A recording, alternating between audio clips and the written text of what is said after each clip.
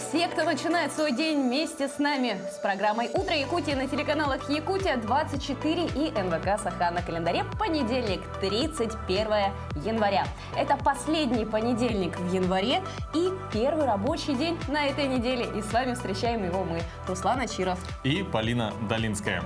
Давайте последний день месяца и первый день новой недели встречать вместе. Сегодня из нашего выпуска вы узнаете о том, что такое сленг, откуда он появился и что делать родителям, которые хотят быть на одной волне с детьми.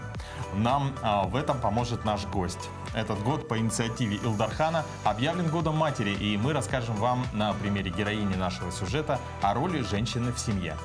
Как не стать жертвой мошенников? Полезные советы вы узнаете в наших постоянных рубриках. Ну а также, есть ли мода на ювелирные украшения? Стоит ли вкладывать в них деньги? И, внимание, милые дамы, наш следующий гость посоветует базовые украшения, которые дополнят любой ваш наряд. В наших постоянных рубриках много полезного, интересного. Друзья, в общем, включайте нас на 22-й кнопке и оставайтесь в это утро с нами. Также напоминаю, мы работаем в прямом эфире. Номер нашего WhatsApp 8 914 273 44 88. Рассказывайте, как начинается ваша рабочая неделя, что хорошего у вас было за эти выходные, а может быть, у вас есть какие-то планы на следующие выходные. В общем, поздравляйте родных и близких с праздниками, и мы озвучим это в прямом эфире. Ну а также, если вы вдруг по какой-то причине пропустили наш эфир, то вы всегда его можете найти на канале YouTube. Достаточно в строке поиска написать «Утро Якутии». Ну что, давайте начнем. Среди токсиков и крашей — это словарь молодежного сленга. Современная молодежь использует так много англицизмов, что понять их речь без словаря бывает трудно. Вот, Полина, например, ты знаешь, что означает слово «краш»? Краш – это обычно кумир или объект симпатии, скорее всего, который недосягаемый. Поэтому, если я буду использовать именно сленговый, вот наш новый 21 века, я могу сказать, что Том Харди мой краш. Хорошо, отличный пример, но есть еще огромное количество других слов. Это кринж, рофл, факап. В общем, их огромное-огромное количество. Да, если я к Том Харди подойду и скажу: «Том Харди, вы мой краш», это будет такой кринж и полный факап. А он подумает, что ты рофлишь. Да, что я не рофлю. Ну что, друзья? Да, мы предлагаем сейчас посмотреть и посмотреть наш небольшой опрос. Слово «чилить» вот что сейчас означает?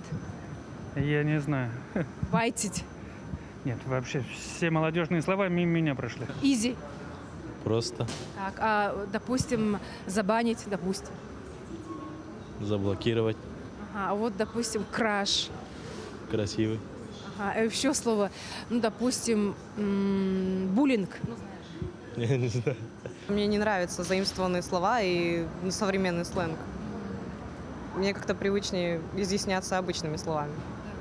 Если, допустим, молодежь, ну, вы слушаете, когда вот идет общение вот на таких словечках, на жаргонизмах, вообще вот вы это не приветствуете. Вот, допустим. Ну, с одной стороны, я не приветствую, а с другой, как бы, поколение развивается, и тоже это как бы считается, можно сказать, изучением другого языка, английского. А с другой стороны, ну, как-то слух очень сильно режет. Очень позитивно. Каждому поколению свое. Да, это должно быть. Мне кажется, это нормально. Байтить, да, это что-то вот, ну, в Инстаграме там кого-то, короче, оскорбляют. А вот, допустим, краш, вот тоже вот. Вот это не знаю. Ну, как вы думаете, что оно означает? Вот? Кураж, как будто, да? Ну, это вот означает именно, само слово означает падение, да, вот столкновение, крушение, ну вот, а сейчас оно означает именно вот, когда вот молодой человек нравится девушке, да, вот они говорят, вот, типа краш, типа крашевый. Вот. Когда вы слушаете разговор, да, вот молодежи, подростков, да, вот что-то вы можете понять, о чем они говорят? Вот если они используют эти жаргонизмы современные. Могу понять, да. Ну, по предложениям там. Ну, вы сами можете говорить, вот ставить Нет. словечко? Нет, словечко не могу. Вы знаете, что такое байтить? Не знаю. Вот чилить, вот молодежь, я на чил-ауте говорят. Нет. Это уже, наверное, современное поколение так общается. Мы не знаем такого. А вот когда, вот, допустим, вы слушаете разговор, да, молодежи, вот вы что-то можете понять, допустим, о чем они говорят? Кое-что, конечно, можно понять, да, но не все, конечно. Ну, как вы считаете, как можно найти общий язык с молодежью? разговаривать на этом языке или все-таки... Нет, на другом? лучше их научить разговаривать нормальным языком, все-таки, я думаю, чем подстраиваться под них. Вот так. Я, наверное, где-то на 90-х, наверное, застрял. Не знаю, скажу, что не шарю. А вот если, допустим, вы стали свидетелем разговора, да, вот таких подростков, и они о чем-то говорят, но вы не понимаете, вот вы можете, допустим, суть разговора понять? Как бы, По интонации, наверное, как-то можно понять, но понять, о чем они там говорят, да, ну, нет, сложно. Это смесь английского, русского и каких-то еще там таких понятий, что как бы не сильно понятно такому человеку, там, не знаю. Ну, вообще, сами как вы относитесь к модным вот, жаргонизмам современным? Язык, он живой. Он как человек, он живет, он развивается. И, соответственно, вот, допустим, как разговаривают космонавты. Они разговаривают на 2 языках одновременно и прекрасно понимают друг друга. Ну, не знаю, язык живой. Допустим, человек, который разговаривал в 17-18 веке, не поймет человека, который нормальным языком, который разговаривает в нашем время. Обычными словами, к примеру, вот так вот. На протяжении всей истории человечества существовал тот самый конфликт поколений. Старшие люди конфликтовали с молодежью, а найти общий язык было все труднее и труднее. Подростковый сленг всегда был темным лесом для их родителей. И с нами на прямой связи сейчас выходит старший преподаватель кафедры русского языка как иностранного филологического факультета Северо-Восточного федерального университета Мария Соловьева. Мария Сергеевна, доброе утро. Здравствуйте, вы меня слышите? Да, слышим. Да, мы вас слышим. Что такое сленг и как и когда он появился? Сленг – это очень интересное явление. Он был всегда. И лингвисты изучают его буквально все время, потому что это настолько интересно.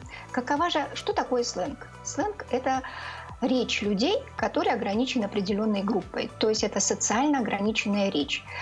И вот как тут говорили ваши интервьюеры, совершенно верно, да, люди разных поколений уже не понимают друг друга. Да? Почему? Именно поэтому, что существуют какие-то определенные группы, и связаны они прежде всего и с возрастом, и с профессией.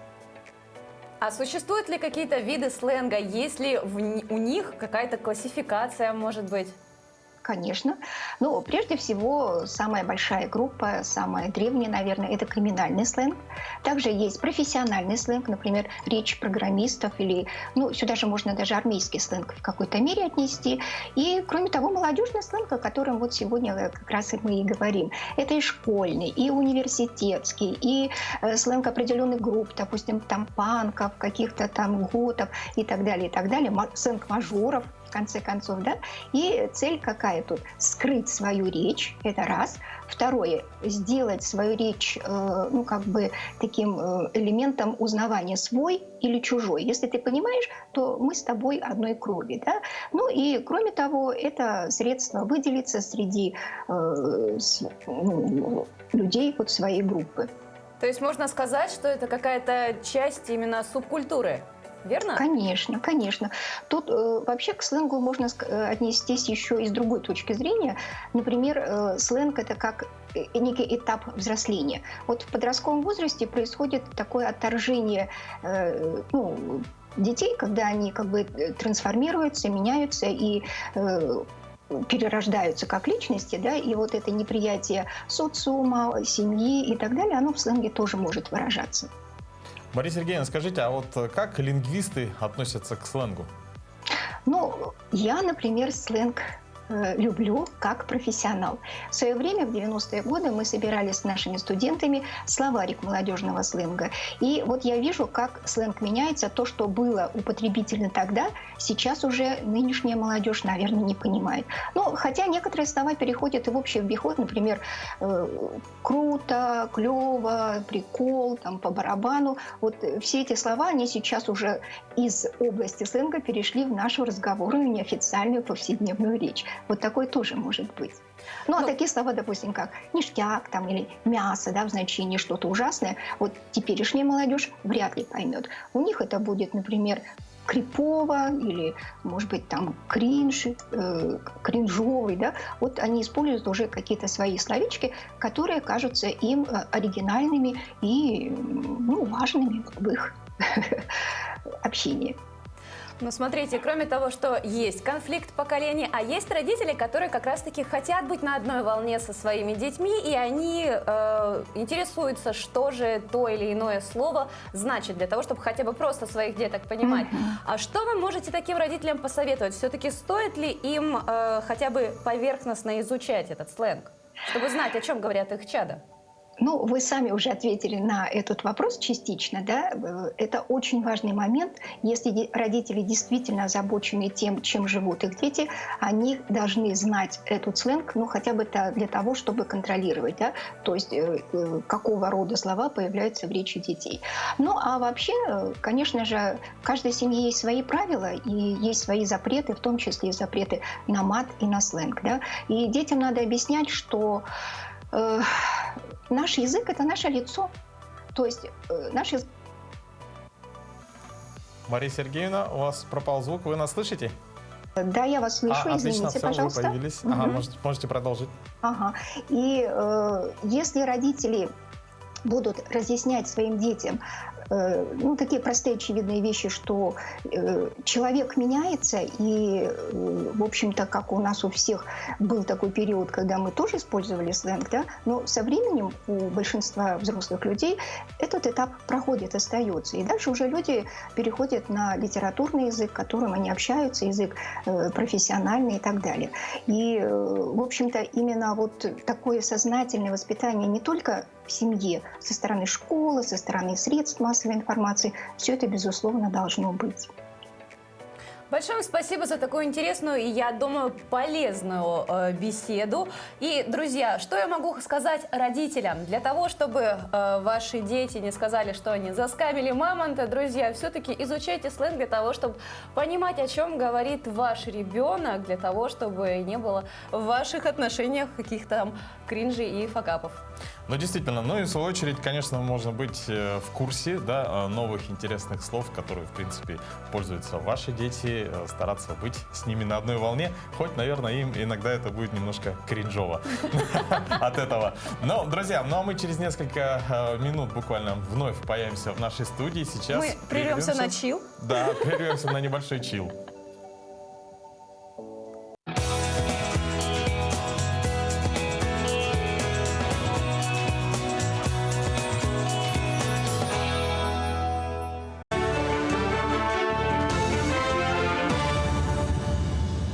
Доброе утро, в эфире новости. Министерство ЖКХ и энергетики Якутии рекомендует воспользоваться дистанционными сервисами по оплате жилищно-коммунальных услуг.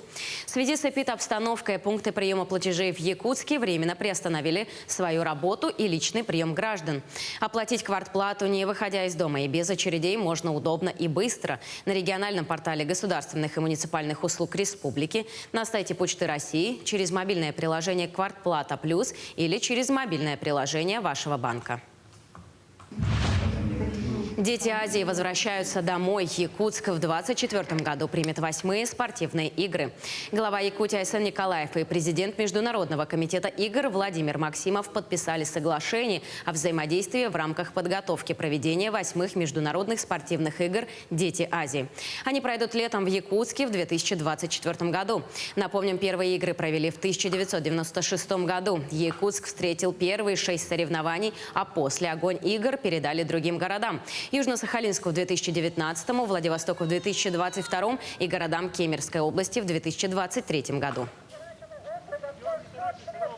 Я бы хотел поблагодарить Владимира Владимировича Максимова, который проделал большую работу в федеральных органах власти с рядом международных спортивных организаций для того, чтобы это решение было принято. И решение это было принято единогласно и на уровне правительства Российской Федерации, где межведомственная комиссия по проведению международных соревнований единогласно решение это поддержала, и на уровне уже непосредственно стран Азии. Мы уверены, что игры пройдут на самом высоком уровне в 2024 году. Ожидаем, что примет участие более 40 стран, 3,5 тысячи спортсменов из разных стран мира и регионов страны к нам приедут. Ну и, конечно же, мы постараемся, чтобы эти игры были самыми лучшими играми, которые были до этого. В свою очередь, Владимир Максимов заявил, что комитет по традиции уделит большое внимание не только спортивной части игр, но и другим направлениям. Помимо самих игр, комитет реализует также и образовательные проекты. В этом году у нас стартует 3 проекта. Буквально в середине февраля в Кузбассе уже состоятся тренировочные мероприятия для стран Азии. В том числе, я думаю, что осенью этого года и город Якутск примет один из проектов комитета, направленный на объединение и развитие детского спорта в азиатском континенте. Руководство Вилюйского ЛУСа внесла в бюджет 2022 года 362 миллиона рублей, в том числе из республиканского финансирования, на строительство мостовых переходов и капитальный ремонт дорог муниципального значения. В этом году в Заречных Наслегах район планирует ввод 2 мостовых переходов. Буквально со следующей недели начнется строительство моста через реку Дьебедах. Сейчас подрядная организация, которая выиграла аукцион, осуществляет перевозку стройматериалов. Планируется мостовой переход протяженностью 37 метров и подводящие дороги 500 метров. Также идет работа по части ремонта со стороны речей Джабудах в сторону Вилюйска 7,5 километров. Это у нас грунтовая дорога. На сегодняшний день уже аукцион завершен, будет подписан контракт. Один из больших речей, это Джипа, будет построен тоже капитальный бетонный мост по переходу. Доброе утро всем, кто начинает свой день вместе с программой «Утро Якутии» на телеканалах «Якутия-24» и НВК «Саха». Напоминаю, друзья, тем, кто к нам присоединился, на календаре у нас 31 января, понедельник. Мы работаем в прямом эфире и с удовольствием ждем ваших сообщений по номеру нашего WhatsApp 8 914 273 44 88. А также на нашей странице в Инстаграме вы всегда можете узнавать анонсы наших будущих программ. Подписывайтесь, ставьте лайки. Глава Якутии Айсен Николаев объявил этот год годом матери и беспрецедентной мерой поддержки семей с детьми. Мама – это всегда источник тепла и душевного спокойствия, это центр семьи. Мамы все могут и все умеют, и даже легко берутся за трудные работы. Исторически работа в промышленных отраслях была связана с особыми условиями, в том числе тяжелым физическим трудом. И потому и в большей степени были, конечно же, заняты мужчины. Однако новая культура производства и его цифровизация существенно влияет на трансформацию промышленности, а доля женщин в этой отрасли растет с каждым годом. Например, на производстве угольной компании в Нерюнгринском районе сегодня трудится 976 женщин. Первоклассница Амелия сегодня гостит у бабушки, так как у Марины Ивановны выходной. С ней она и уроки сделает, и тикток посмотрит, и, конечно же, полакомится вкусностями, которые приготовила бабушка. Марина Ивановна работает на обогатительной фабрике Инаглинская 1 со дня ее открытия, с 2016 года. Муж Леонид Петрович, который принимал участие в запуске фабрики, как-то предложил супруге: оператором на фабрику пойдешь? Я ему сказала: я не то что пойду, я побегу. Я побежала. Ну, образование есть, корочки есть, сил, здоровье, опыт, жизненный опыт. Вот знаете, какой важный оказывается? Доброе слово мальчишкам скажешь, они вам гору свернут. Когда выполнишь все показатели, в стране угля дашь, с выходом с хорошим, с золой с хорошей, влагой, и знаешь, что этот уголь пойдет на экспорт, и люди получат зарплату хорошую от этого угля, то идешь с настроением, чувством выполненного долга. Марина родом из Кемеровской области. Дочка потомственного шахтера после школы решила пойти по папиным стопам и поступила в горный техникум. Закончив его по комсомольской путевке, Марина вместе с одногруппниками приехали в Южную Якутию. Здесь она встретила своего суженого Леонида, с кем решили создать семью. У молодой семьи с разницей в 3 года на свет появились сначала Андрей, затем Оленька. Сейчас дети сами давно родители. Из года в год семейство Рогачевых становится больше. Вчера у меня было важное событие, день рождения. Сегодня я утопаю в букетах. А еще у меня вчера было очень важное событие. У нас родилась 4-я внучка. Подарили мне ее дети, дочка и зять. Живут они у нас в Санкт-Петербурге теперь, но событие очень приятное. Как любящая супруга, мама и бабушка, Марина считает, что роль женщины в семье огромная. Именно от ее жизненного настроя во многом зависит благополучие семьи. Я считаю, что семья – это очень важно. Мы с мужем в браке с 1988 года. Трудностей в семейной жизни очень много. И если женщина сильная, она преодолеет все. Я очень рада, что этот год объявили Годом матери в Якутии. Женщинам еще один праздник. Активная, спортивная, позитивная – вот портрет современной труженицы, которая наравне с мужчинами работает на добыче угля. Женщина, мать и любящая супруга – олицетворение нежности в сфере промышленности. Тамара Игнатьева, Захар Головин, Нерингри. В Музее боевой славы при региональном отделении ДОСААФ есть специальный стенд, посвященный уроженцу Алекнинского района села Нахтуйск, советскому военачальнику генералу-майору Леониду Котельникову. И там хранятся редкие фотографии из личного архива родственницы Котельникова. Он участвовал в Первой мировой войне, был подпоручиком русской императорской армии, с 20-го года командир батальона. Во время гражданской войны воевал в Сибири и на Дальнем Востоке. Также он участник Великой Отечественной войны. В 1930 году Леонид Котельников был награжден своим 3-м орденом Красного Знамени. Это был исключительно редкий случай. Таких трижды кавалеров в СССР было всего несколько десятков человек. В 2016 году в движении «Бессмертный полк» мы обратили внимание, что увидели женщину, которая несла портрет Котельникова Леонида Ивановича. Мы начали ее искать, ее тут по прошествии определенного времени нашли, встретились с ней. И после того, как мы сказали, что мы у себя в музее готовим выставку, посвященную Котельнику Леониду Ивановичу, она эти фотографии нам подарила нашему музею для того, чтобы не только они лежали, как говорится, в семейном альбоме у нее, но и другие люди могли их увидеть, посмотреть. Все-таки история наша не должна пропадать с уходом каких-то эпизодов или людей, личностей, да, каких-то. Должна продолжаться.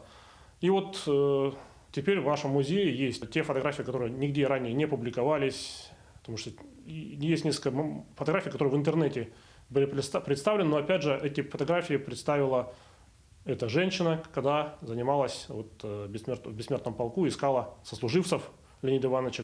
Героический человек, с одной стороны, да, потому что, родившись в Алекнинском районе, село Нахтуйск, он прошел и Белую армию, и у Колчака успел повоевать, и потом перешел в Красную гвардию, и в Красную армию. И в 1941 году возглавил первую дивизию Ленинского района города Москвы, дивизия народного ополчения, которая была в 1941 году стояла на защите подступов к городу Москве. К сожалению, дивизия попала в окружение. При выходе из окружения Котельников Леонид Иванович погиб. Место гибели до сих пор неизвестно. Есть некоторые моменты, которые предполагают, что он мог быть погибнуть так, но пока таких исторических архивных подтверждений этому нет.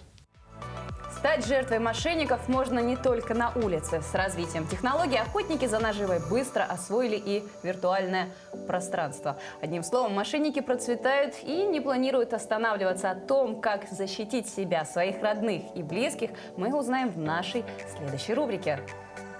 Всем доброго утра! Сегодня мы поговорим о такой популярной теме, как мошенничество именно с банковскими картами. Бывают у нас несанкционированные списания. Несанкционированные списания у нас двух видов. Это списание непосредственно, если вы потеряли банковскую карту, если к ней подключились удаленно. И также это второй вид мошенничества по телефону, когда у вас выпытывают прям персональные данные. Ну, конечно, всем неоднократно уже повторяли, что нельзя сообщать персональные данные третьим лицам, нельзя говорить номер карты, иные ее реквизиты, но, к сожалению, такое тоже бывает. Но и в этом случае можно быстро обратиться в банковской системе, осуществить возврат. Но лучше всего, конечно, если вам задают такие вопросы, отключиться и самостоятельно перезвонить в свой офис банка и уточнить, правда ли есть какая-то угроза вашему счету, вашему вкладу, правда были какие-то перечисления в адрес третьих лиц. Ну а вообще теперь о законодательной стороне вопроса. Что нужно делать, если у вас несанкционированно произошло списание? Во-первых, банк обязан проинформировать владельца карты обо всех совершенных по счету операциях. То есть вам должна обязательно прийти смс, что списание произошло. Это установлено статьей 13 Закона о национальной платежной системе. То есть если банк вас не проинформировал, это нарушение, банк обязан вам денежные средства будет вернуть.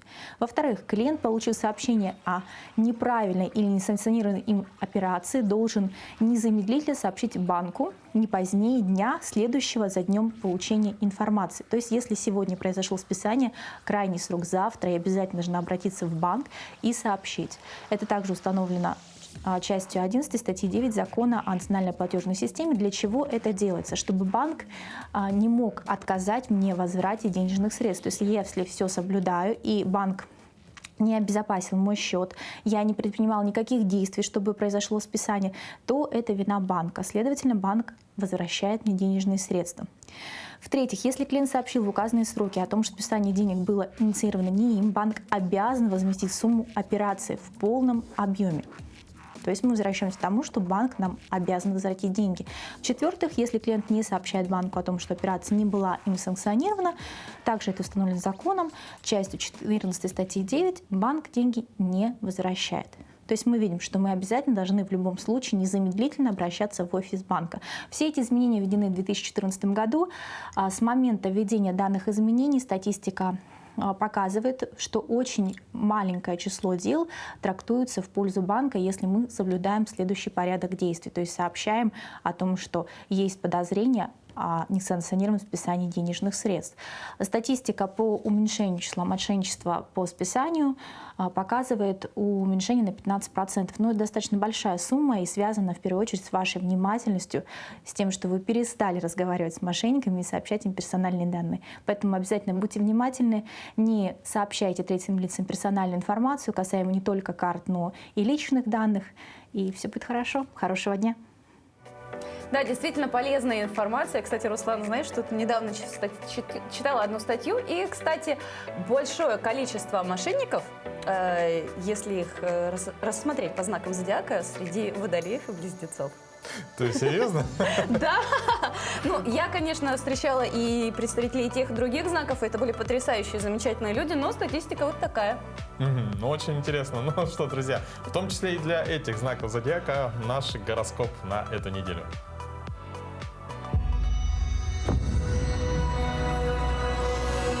Овен. Астрологическая обстановка этой недели не слишком вам благоприятствует. Вероятно, придется хранить чьи-то секреты или сдерживать рвущиеся через край раздражения. Обстоятельства, которые внезапно откроются в это время, требуют неторопливого анализа. Телец. Вы станете главными режиссерами событий этой недели. В какую сторону поведете корабль, в ту он и поплывет. Однако все-таки важно следить за направлением ветра, то есть объективно оценивать ситуацию. Близнецы. Неделя, когда вам следует любыми путями избегать дебатов. Пусть окружающие останутся при своем. Главное — сохранить эмоциональное равновесие и уверенность в собственных силах. Рак. Гороскоп не предвещает каких-либо затруднений. Подумайте, какие дела постоянно откладывали, и приступайте к их реализации. Лев. Астрологическая обстановка этой недели будет благоприятной и ровной. Оптимистичное настроение, которому позволите преобладать, сделает продуктивным взаимодействие с другими людьми. Сейчас отличный момент, чтобы задать важный вопрос, изложить кому-то свои пожелания или сформулировать просьбу. Дева. Астрологический прогноз обещает вам прирост жизненных сил. Перспективные договоренности, заключенные в этот период, будут на руку не только представителям вашего знака, но и второй стороне, что гарантирует взаимопонимание и прекрасное настроение. Весы. Неделя окажется довольно насыщенной. Представителям вашего знака зодиака придется принимать решения, от которых зависит ближайшее будущее, помогать кому-то из близких. Но в веренице событий не забывайте и о себе. Скорпион. На этой неделе для вас будут приоритетными заботы семьи. При ближайшем рассмотрении станет понятно, что существует много дел, которые раньше вы почему-то не замечали. После дайте организму возможность для отдыха. Стрелец. На этой неделе у многих стрельцов возникнет необходимость завершить дела, ранее отложенные до лучших времен.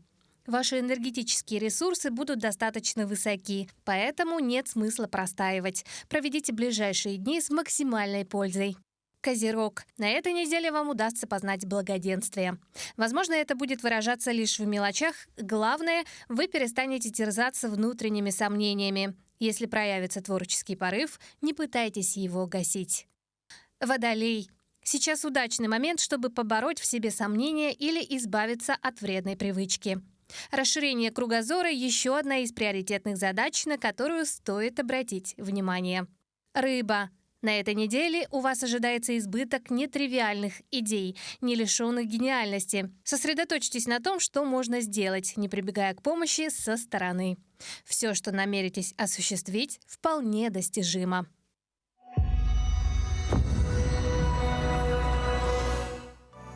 Кстати, сегодня на календаре 31 января, и в России отмечают Киберпонедельник. Это день, когда все интернет-площадки стараются устроить распродажи или какие-то акции на свои товары. Кстати, это получается Черная пятница в понедельник? Черная пятница, но именно в интернет-магазинах. У тебя есть какие-нибудь товары, которые ты давно присмотрел и вот ждал того самого дня? Надо еще раз посмотреть, но я думаю, может быть, не успею все-таки уже сегодня это сделать. Но, тем не менее, какие даты, события еще связаны с 31 января, давайте посмотрим далее.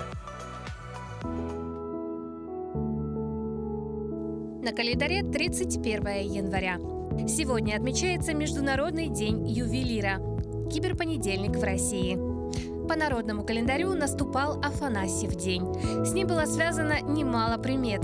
Так, если день выдается в южном, ранней весны ждать не стоит. Об обратном говорила ясная погода в полдень. Если вороны летают и кружат стаями, к еще большему морозу холода предвещал и громко гудящий самовар. Кстати, стужу воспринимали без негатива. Считалось, что промерзшая зимой земля летом даст больше урожая. В этот день создан государев кабинет Кунсткамера, ныне Музей антропологии и этнографии имени Петра Великого Российской академии наук. Музей обладает уникальной коллекцией предметов старины, раскрывающих историю и быт многих народов мира. Многим Кунсткамера известна своей коллекцией анатомических редкостей и аномалий. Прошли первые соревнования на лыжном трамплине Холменколлен в Осло. Зарегистрирован товарный знак «Кока-кола». Изначально напиток создавался как лекарство от расстройств нервной системы, на что автор и получил патент.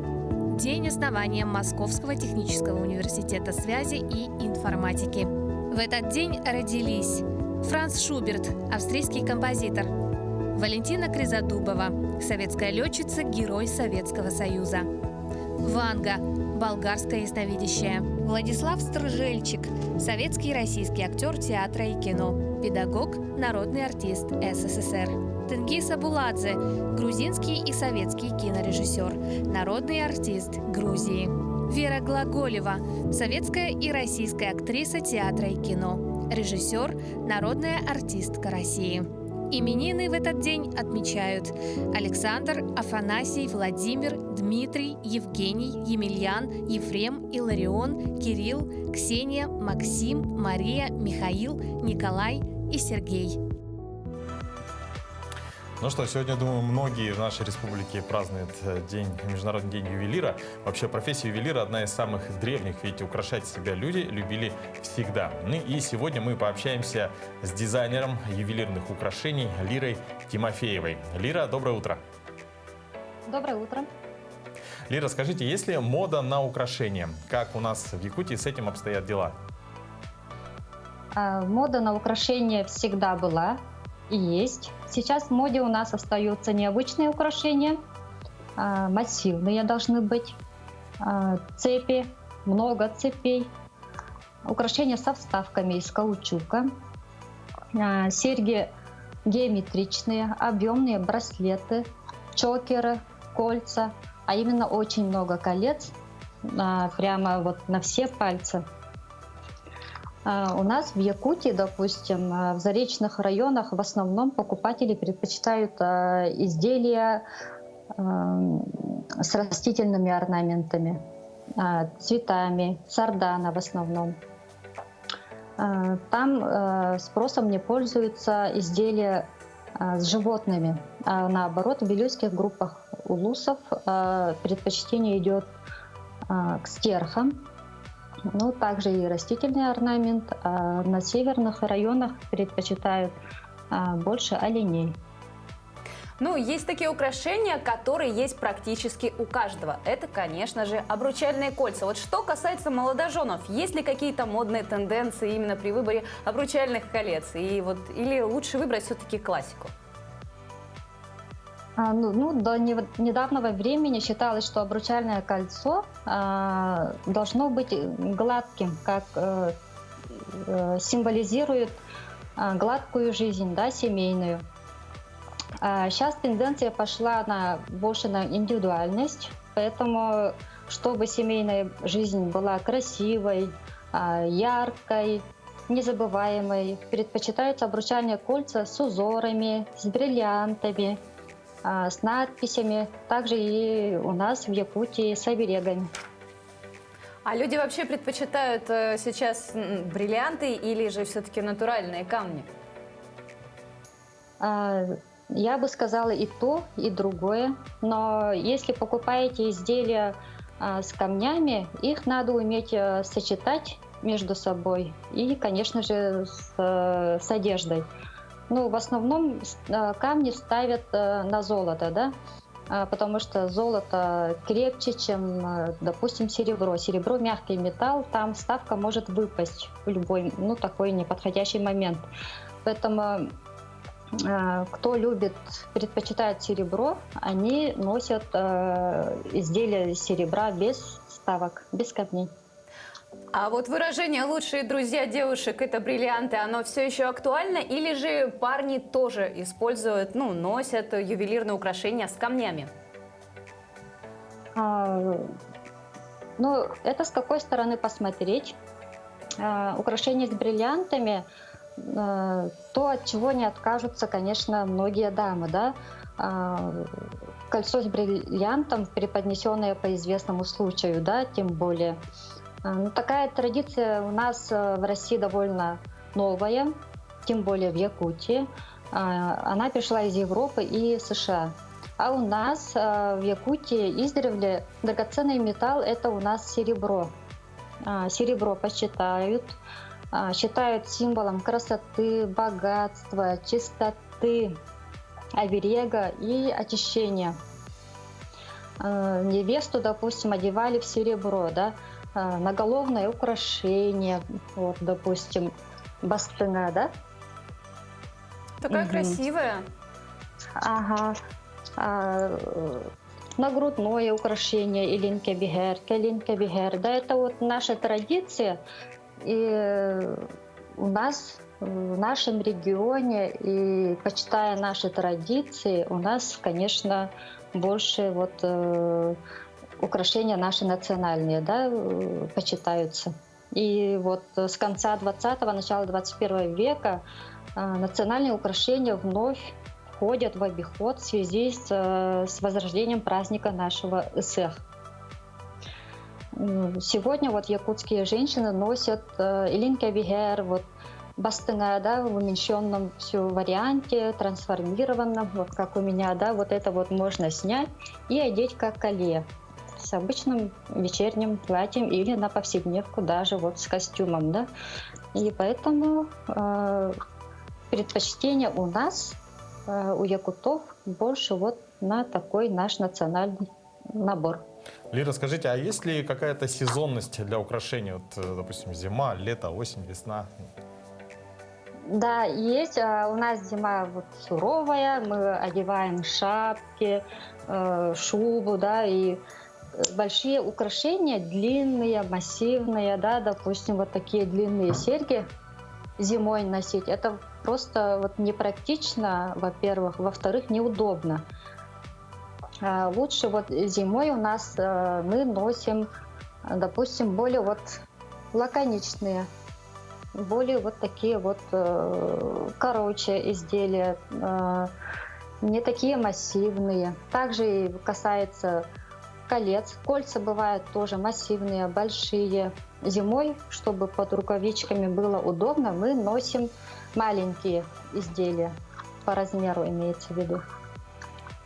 А есть ли такие украшения, которые можно назвать базовыми, которые можно и по сезону в любой носить, и хорошо сочетаются с любой одеждой, будь то деловой стиль, спортшик или гламурный какой-нибудь? Есть ли что-то такое универсальное?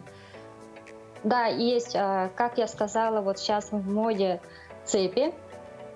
Допустим, вот украшения цепями. Они лаконичные, а их можно носить с костюмом, с деловым. Можно как вечером пойти переодеться, платье одеть длинное. Он вот ко всему подходит. Также геометрия. Геометрия, вот, допустим. Ну, Лира, большое такие вам... изделия вот ко всему подходят. Большое спасибо. Мы, кстати, вас поздравляем с Международным днем ювелира. С профессиональным праздником. Профессиональным праздником. Желаем вам творческих и всех-всех успехов. Друзья, ну а так как сегодня не только день ювелира, но еще и киберпонедельник, я думаю, мы сейчас прервемся буквально на пару минут, и я выберу для себя пару украшений. Действительно, теперь я точно знаю, что лучшие друзья девушек — это не только бриллианты, но еще и украшения из серебра. Ну что, вернемся через несколько минут.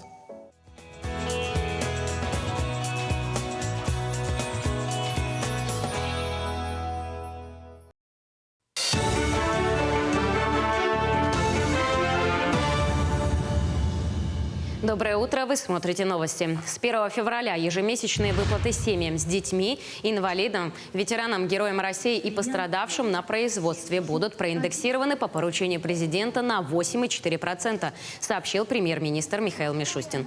Кроме того, индексация коснется ряда пособий, которые положены семьям с детьми. В их числе ежемесячное пособие по уходу за ребенком, единовременное пособие при рождении ребенка и пособие при передаче ребенка на воспитание в семью. Увеличится и размер мат-капитала на первого и второго ребенка. Граждане с медотводом от вакцинации смогут получить сертификат на госуслугах. Информация о медицинских противопоказаниях к вакцинации будет появляться на портале, где можно будет получить соответствующий сертификат. Решение о наличии противопоказаний принимают врачи, оценив состояние пациента и изучив историю его болезни. Михаил Мишустин подписал соответствующее постановление правительства.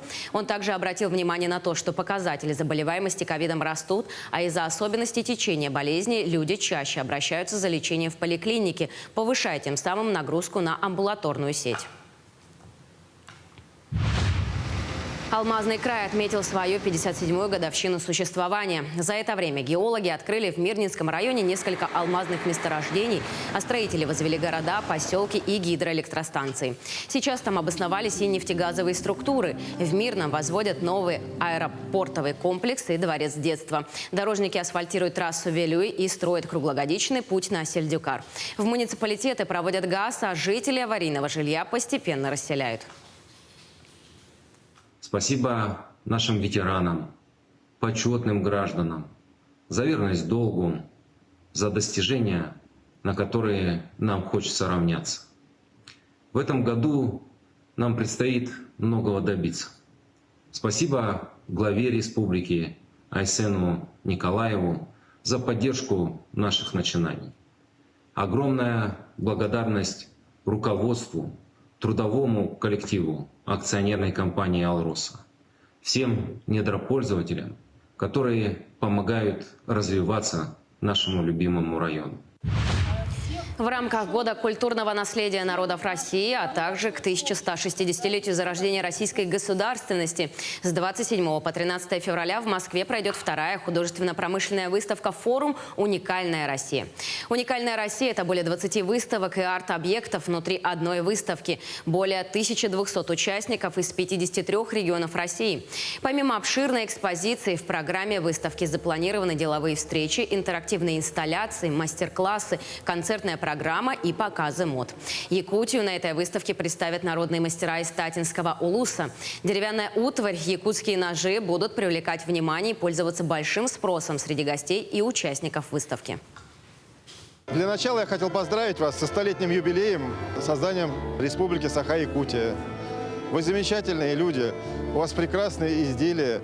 Мы очень рады видеть вас на нашей художественно-промышленной выставке в форуме «Уникальная Россия». Мы хотим показать Россию как страну уникальных возможностей, уникальных изделий, которые производят наши талантливые мастера. То есть красоту России как есть, в разных аспектах.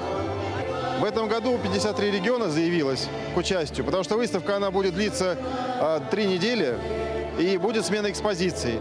Поэтому регионы будут меняться различные, и будет очень много красивого и интересного. На этом все. Хорошего дня.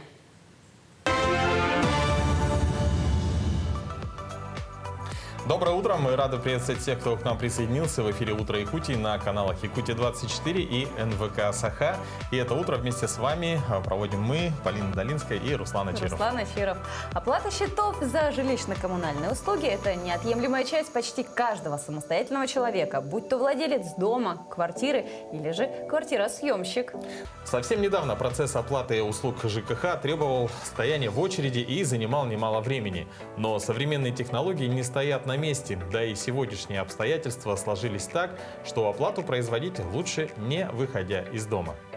Сегодня существуют новые способы расчета, быстрее и доступнее. Многое можно оплатить, сидя в офисе или дома, и даже находясь на отдыхе или в командировке за границей. Поэтому дистанционные сервисы сейчас пользуются особенной популярностью. И это актуально в период действия режима ограничений. Ведь пункты приема платежей основных ресурсоснабжающих предприятий в городе временно приостановили свою работу и личный прием граждан. Но оплатить квартплату можно следующими способами. На региональном портале госуслуг Якутия.ру, на сайте ГИС ЖКХ, в личных кабинетах на сайте ресурсоснабжающих организаций, операторов твердых коммунальных отходов фонда капремонта, на сайте Почты России, в платежном кабинете ЕПК платежи и мобильных приложениях вашего банка, а также Квартплата Плюс. Например, в портале eYakutia.ru, если вы внесли другие данные, неправильно написали лицевой счет, то это можно легко исправить. По приборам учета можно будет за тот же период внести другие данные, другие показания, тогда данные, те, которые ранее были введены, они актуализируются. То есть там появятся новые данные. То есть там актуальные данные последние считаются. Поэтому тут особых проблем нет. Лицевой счет тоже можно удалять, можно добавлять новые лицевые счета, можно добавить лицевые счета своих родственников и оплатить за них. Никаких ограничений нет. Тут, что хорошо вот на портале, да, можно проверить начисление. То есть, например, если оплата идет через банк, тот же вот через мобильное приложение банка, там начисление не проверяется. Там по факту выставляется сумма, которую указала управляющая компания, и человек просто оплачивает. А вот на портале можно будет проверить начисление, то есть корректность начислений, проверить данные о домохозяйстве, то есть количество проживающих, можно проверить квадратуру. То есть там как бы вся полная информация, и в этом плане это удобнее, чем оплата через Сбербанк. За 2 прошедших ковидных года общий объем платежей по порталу Якутия увеличилось в 3 раза. И теперь министерство ведет работу над реализацией и внедрением сервиса «Объединенный платеж документов». Даже если вы оплачиваете через управляющую компанию, за капитальный ремонт в любом случае эта оплата отдельно идет. В этой связи Министерством ЖКХ совместно с Мининновацией с прошлого года ведется активная работа по созданию, внедрению сервиса «Объединенный платежный документ». И данный сервис нам позволит в одном месте объединить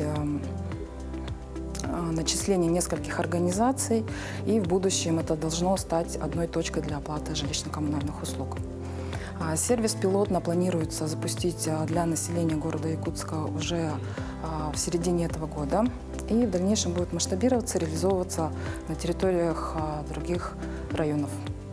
Показания приборов учета за потребление воды тоже можно передать онлайн несколькими способами. С помощью WhatsApp-бота, личного кабинета на сайте водоканала. Для этого нужно зарегистрироваться.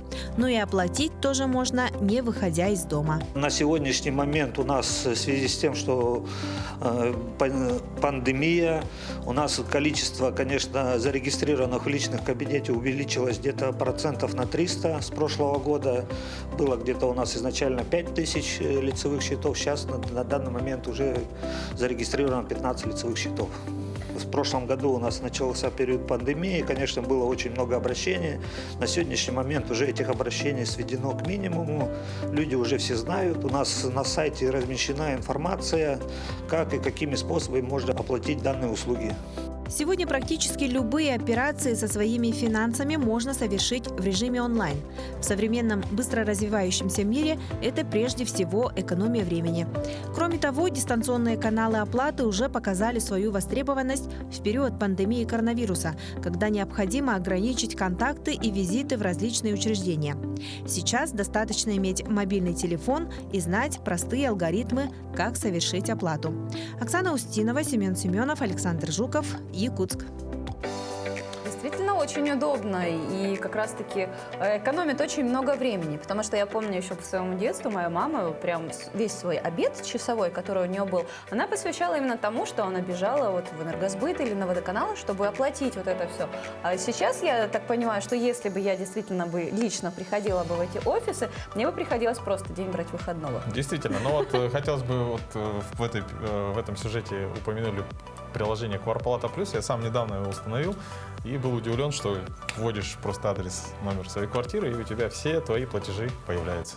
Да, друзья, в общем, цифровые технологии в современном мире нужно и важно знать всем. Ну и двигаемся далее. А зоозащитники спасли енота, который был оставлен на произвол судьбы в запертом ящике переноски в Выборгском районе Санкт-Петербурга.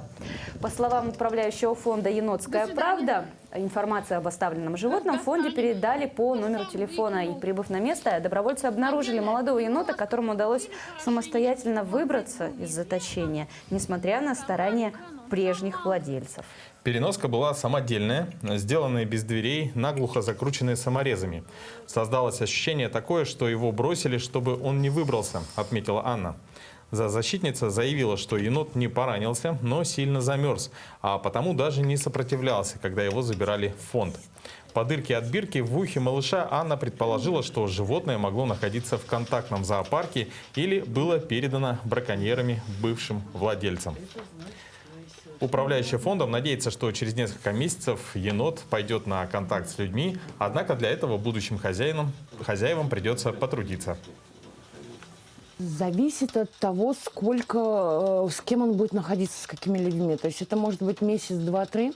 Он начнет оттаивать, это каждый день нужно сидеть, работать с ним, трогать, вот так вот открывать и стоять часа два-три, давать вкусняшки, трогать, чтобы он сам их начинал брать. Вот. И если, конечно, попадет просто человеку, который я хочу, и все, то он может остаться в таком состоянии. Поэтому мы очень тщательно подбираем ручки, и он очень долго, бывает, находится на передержках у людей, у кого уже есть еноты. На данный момент он будет проходить карантин, будет искаться передержка, и по его характеру будем уже подбирать ручки, потому что он намерен общаться только с енотом. Конечно, идет на контакт за еду. Хорошо, что этот мир все-таки не без добрых людей. Ну что, друзья, так незаметно наш часовой эфир, к сожалению, подошел к концу. Мы надеемся, что вы все это время были с нами, и мы зарядили вас позитивом на всю эту неделю. Вам было с нами уютно, тепло и, самое главное, не скучно. Поверьте, потому что мы старались, что все было именно так. И вам легкого, отличного понедельника и, конечно же, удачной, приятной недели. Ну и, конечно, пусть в вашей жизни будет больше хороших новостей и приятных событий. Мы пожелали вам, чтобы вы берегли себя и тех, кто вам дорог. И на этом мы с вами прощаемся. прощаемся. Не забывайте про наш WhatsApp номер, а также про наш рабочий Instagram, на который вы можете присылать ваши предложения. Смотрите повторы наших программ на YouTube-канале Як-24. Смотрите нас через приложение НВК Саха и будьте всегда с нами, потому что мы каждое утро выходим в прямой эфир для того, чтобы пожелать вам доброго утра и хорошего дня.